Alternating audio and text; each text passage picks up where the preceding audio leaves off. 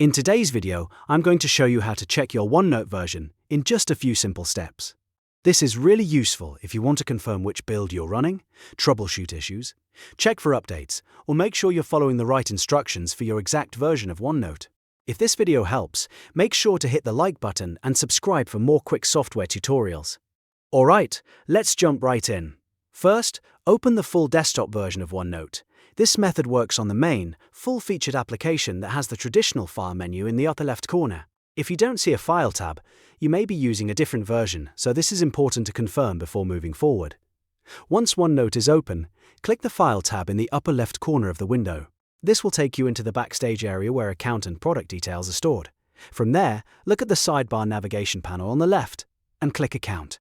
In some versions, this may appear as Office Account, so if you see that instead, choose it and continue.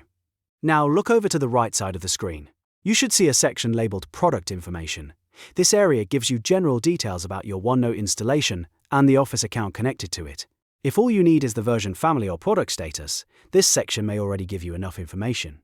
But if you want the exact build code and release details, there's one more step. Click the About OneNote button.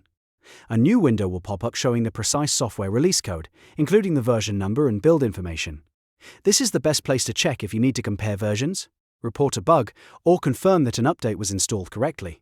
Take a moment to review the information in that window, and if needed, you can copy or note down the version details for later reference.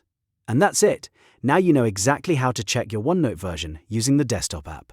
If this tutorial helped, please give it a like, subscribe for more helpful tech videos, and I'll see you in the next one.